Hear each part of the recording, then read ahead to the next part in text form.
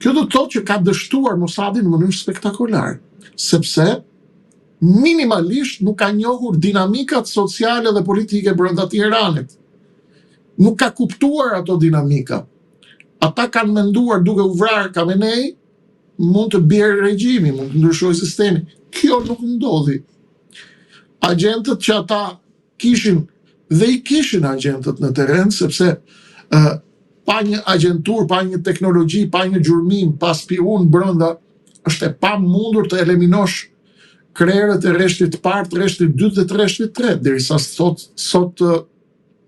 thot presidenti Trump, unë nuk kam me këtë flas atje sepse i kanë vrarë gjithë.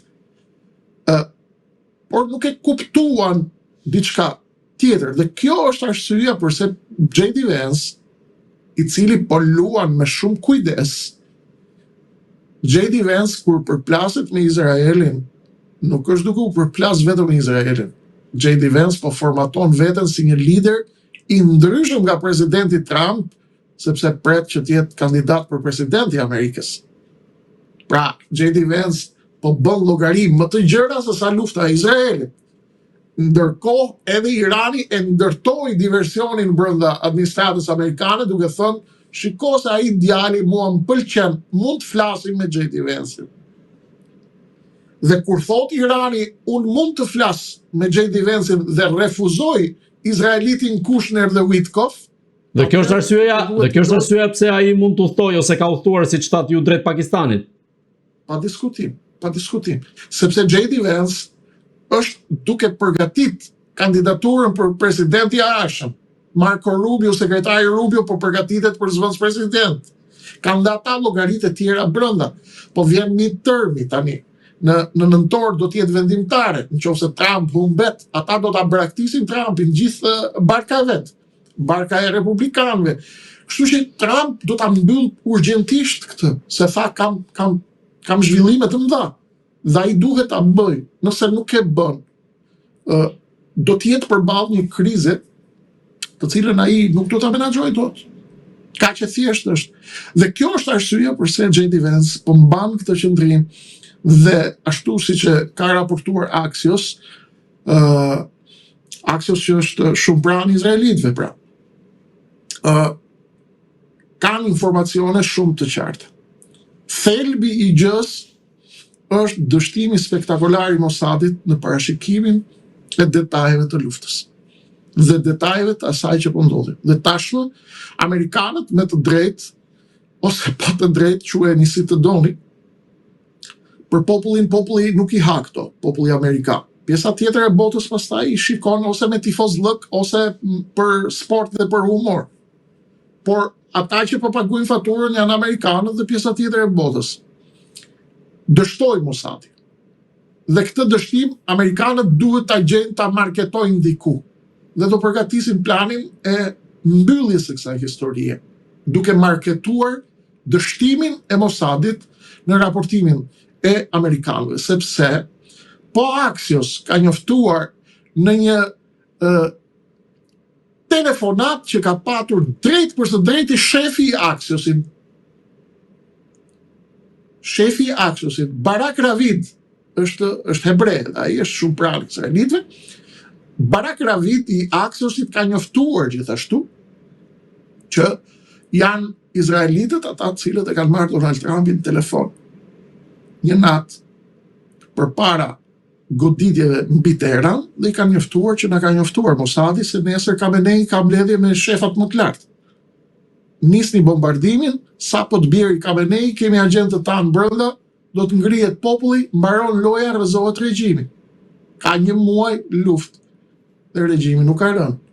Do të thotë është miscalculation, është kalkulimi i gabuar.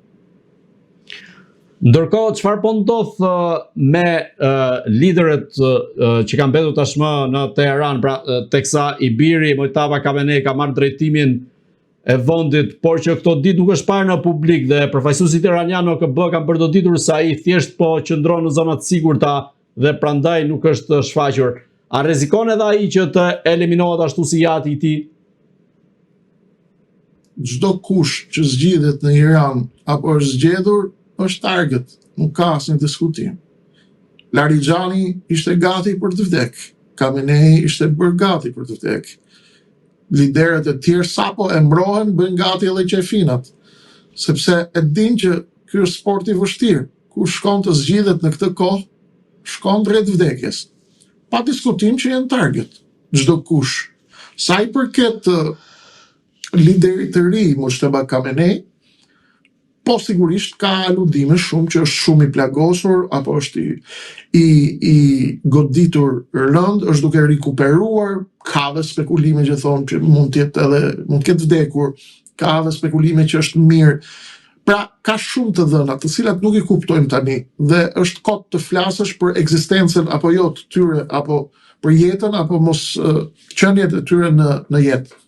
Ka fjalë që është në Moskë, duke u kuruar në tek Putini, apo mund të jetë në Korenë e Veriut i fshehur, duke qëndruar në një shtet tjetër, ndoshta në Pakistan, ndoshta në Kinë, kudo mund të jetë, por e sigurt është që nuk do jetë aty, pra, duke pritur të njëjtin fat siç e priti babai apo siç e priti Ali Larijani.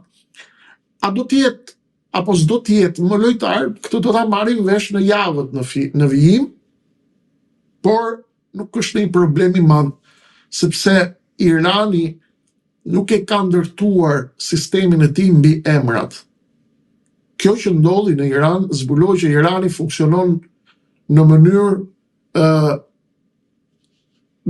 të zëvendësueshme, automatikisht të zëvendësueshme. Çdo lider është deri në 4 rreshta i zëvendësueshëm. Që do të thotë u vra filani, vazhdon normalisht procesi me tjetrin, vazhdon procesi me zëvendësin e kështu me radhë. Prandaj dhe presidenti Donald Trump tha, nuk di me këtë flasim se kanë vdek gjithë. I vram gjithë, tha.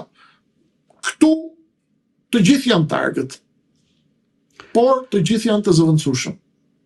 Zoti Osmani, në optikën tuaj, a mund të ndërtoni një projekcion se si mund të vijoj kjo luftë dhe a mund të eskaloj për te që mund të rrezikojë gjithë botën, apo do të kemi një konflikt të tillë që do të shuhet përmes arritjes së negociatave, siç e përmendët edhe ju rastin e 15 pikave të propozuara nga presidenti amerikan Donald Trump?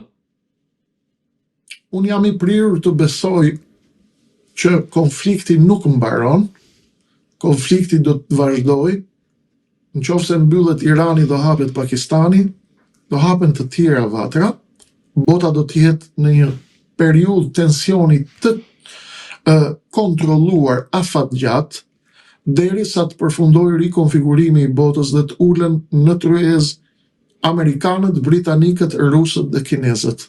Kjo është katërshja që vendos fatet e planetit. Elitat e mëdha, biznesi i madh, korporatat e mëdha, ekuilibrat e mëdhej pas perdeve që kontrollojnë pllakat tektonike të lëvizjeve globale, do të prodhojnë një rend të ri botëror, për të cilin ne do të bëjmë shumë kujdes, sepse jemi popull që nuk na ka kërkush në llogari. Ndërkohë, në jug të Shqipërisë ka zhvillime të mëdha, po bëhen plane për referendumin në Shqipëri, plane të tmerrshme. Nuk besoj që do të ketë dalje nga kontrolli apo luftë bërthamore, por tension dhe lufta e tretë botërore do të vazhdojë. Do të vazhdojë në mënyrë të kontrolluar dhe mund të kemi edhe kriza të mëdha, por jo në kuptimin e daljes totale nga kontrolli, në kuptimin apokaliptik apo armagedonik të fjalës.